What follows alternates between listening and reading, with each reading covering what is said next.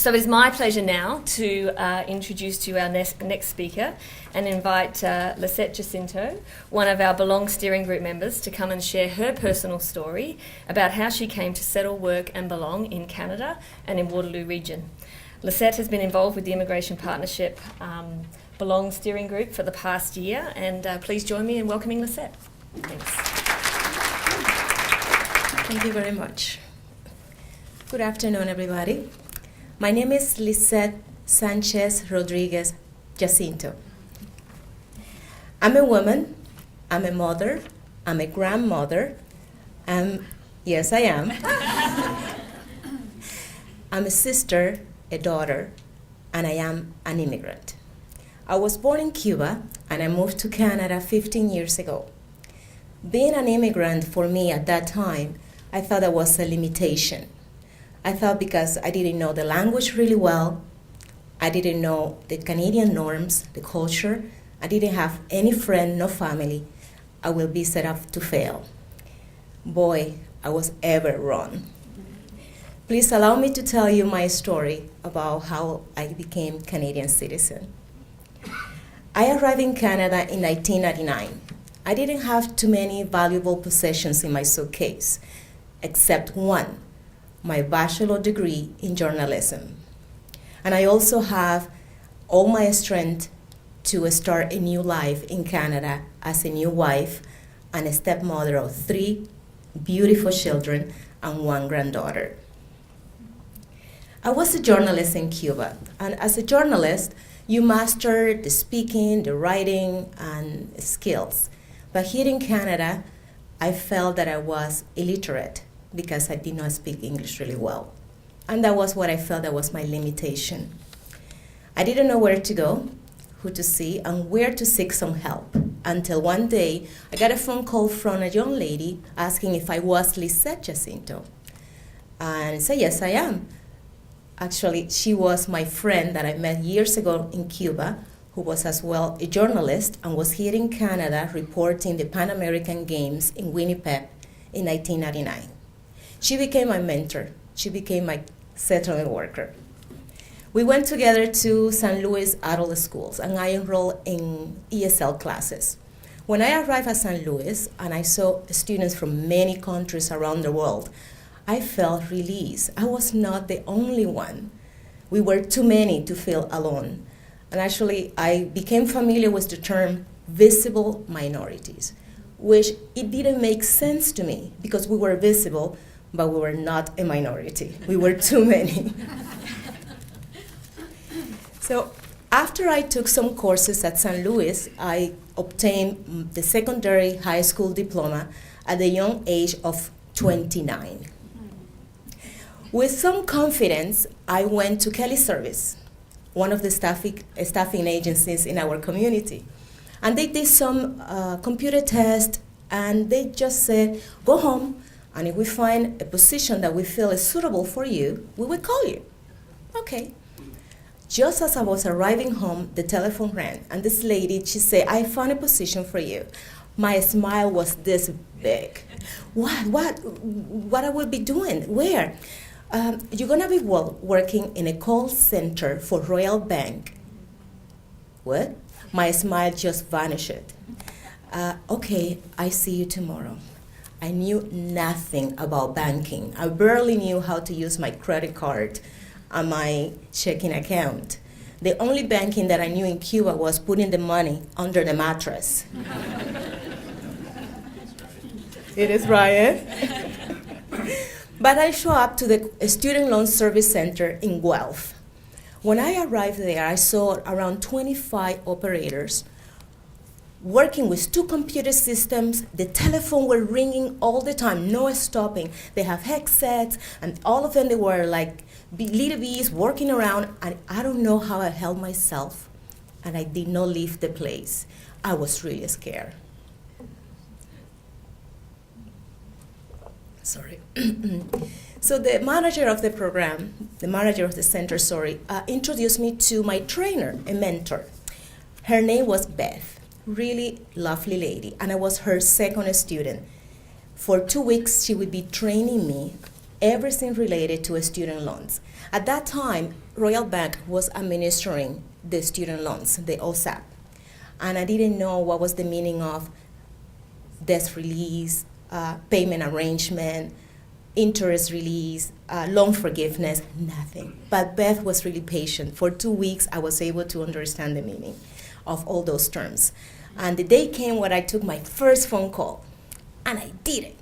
And it went really well, and I felt so good, let me tell you. So I dedicated part of my spare time to learn a little bit more about banking system and also about how to improve the services to the clients that were calling our call center. There were students that just recently graduated from schools, and they wanted to work, and they wanted to pay back the loan. Of course, they were struggling as well. Many of you know about that. One of the 5 core values of RBC Royal Bank, I don't know if you are aware of, it is diversity for growth and innovation. What that means for me at that time, we have monthly meetings, and the employers were encouraging the employees to submit ideas to better the business practices in the actual business. One of those days, I submitted an idea, and it was implemented. The idea was to better the customer service and also to prevent revenue leakage. I was rewarded. I got some money for that. I spent the money, but I kept the letter that I received for Gordon Nixon, the president and CEO of RBC Royal Bank. And I'm going to read one of the quotes in that letter. We simply cannot afford to overlook talented and smart people because of their gender, ethnic origin, or other differences. From a business perspective, diversity is one of our greatest competitive advantages, improving our intellectual capital, and ensuring our ability to compete globally. Being an immigrant from RBC was an asset to the company. We arrived in Canada with many dreams, and we also bring our natural abilities, our talents, but we forget them sometimes because we are focused in our weaknesses. I continued working at RBC until the center closed, and that was in 2005. On the same year, I became Canadian citizen. For me, becoming a Canadian citizen was the most gratifying feeling of being accepted within the community and in the country.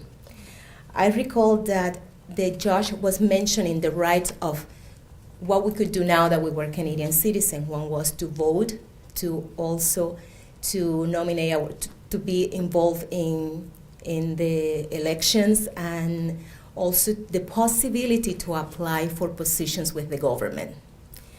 Well, one late Friday evening, I was browsing in the internet, and I came across a position at the local office of Citizenship and Immigration, the same office where I obtained the citizenship certificate. And at that time, I did not have high-speed internet. You remember the dial-up speed internet? That noise? Well, the day that I found that position, that was the closing date to send the applications. And it was at 23:59 Pacific time. I have 2 hours to complete my application and send it with my dial-up internet. And I did it. And 3 weeks ago, I became one of the 3 clerks that work at Citizenship and Immigration, the local office in Kitchener. Thank you. So I was one of the 3 clerks, but from my surprise, when I arrived at the office, I was not the only immigrant working there. There were 2 more. There were 3 people selected. One was a lovely girl from Vietnam. Her family traveled to Canada by boat until they arrived close to the shores, and they applied for refugee status, and they obtained later the permanent resident. And the second one was a lovely and a smart gentleman that his father came to Canada as a farmer from Jamaica.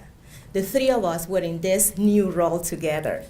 And at that point, I understood that CIC was striving to build a diverse workforce that reflect the Canadian society. So I was one of the people selected for that process. Because we were all immigrants, we identify ourselves with the hundreds of clients that came to our office looking for information about the new Citizenship and Immigration Act. We were familiar with the immigration regulation, with the process, and also we were familiar with the challenges. For us, it was natural to assist any of the clients that were coming to our office. Working with newcomers allowed me to experience the true meaning of diversity, recognizing, respecting, and valuing individual differences. Also, I have the privilege to meet members of wonderful organizations in the community: the Mennonite Coalition for Refugees, the YMCA for Immigrant Services, the Multicultural Center, also the Reception House. Immigrants are not alone in the community. There are many organizations out there to assist them. Sadly, sometimes the help could come too late, or maybe they don't know where to go. The contract at Citizenship and Immigration ended, and once again, I was seeking employment. And I discovered a position of a school settlement worker for the YMCA Immigrant Services. And I'm gonna read to you the requirements of the posting. Number 1, candidate must have knowledge of citizenship and immigration category and being familiar with the Immigration and Refugee Act. Number 2, must be fluent in a second language, preferably Spanish. That was me. So I applied for the posting, and I became a school settlement worker in our region. I was placed in many schools, Catholic and public schools, in Waterloo, where I met all the newcomers and with their children and the families. Being in the school was such a pragmatic approach to assist newcomers, because that was the practical way to support them right there when they were arriving. One of the first services that the newcomer look for when they arrive is education for their children. And there we were, assisting them. But we also wanted to engage the parents in the education of the children. And we strive to create opportunities for them to show up their full potential. Please allow me to tell you a story. I was a school settlement worker at Sotheby School, and we have a mothers group. One of the mothers from Myanmar mentioned that her kids were forgetting the use of the mother tongue language, which was Shin. And I just suggested to her, what about you write a book? Because she said, we don't have many books here in Canada that will help us to teach them and also for them to practice the language. I mentioned this idea to my colleague, Perry Karen, and she loved it. She loved the idea. She said, yes, you can do it. But right away, what I felt, I don't know if I could do it, Perry. I never had facilitated a writing club. And I remember Perry said, Lisset, you were a journalist in Cuba. You know how to write stories. And we did it. With the full cooperation of my team, we were able to launch the dual language book. And that was the result. 3 books written by the mothers from Myanmar, passed on to their kids. Books that they were helping them to learn the language, but also to learn about their life, their stories, their culture, their traditions. And I remember when I was talking to Perry later, what do you thought that I was able to do it? He said, you have the potential.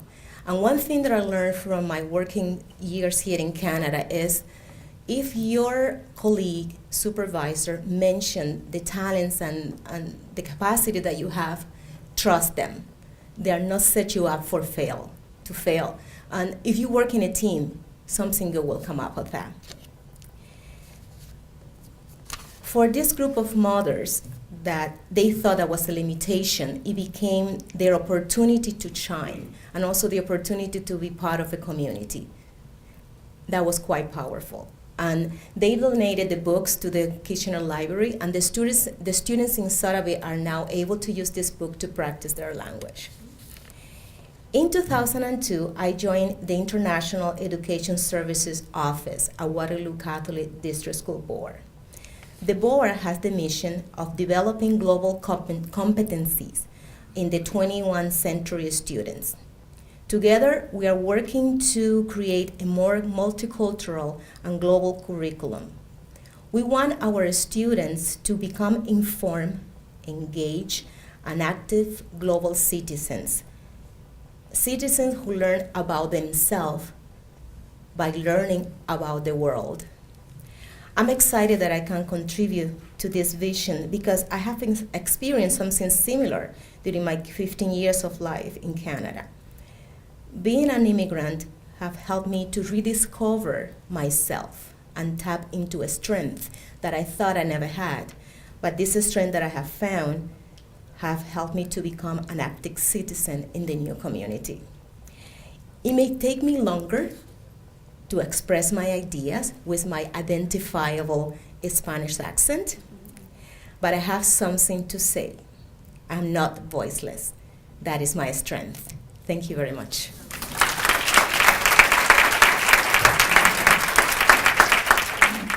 Thanks for sharing your personal story, Lisset. It was an honour. It was an honour to hear it, to hear your journey over the past 15 years, and the legacy of supporting all the children and families that you've touched along the way. So thank you. Thanks for being here.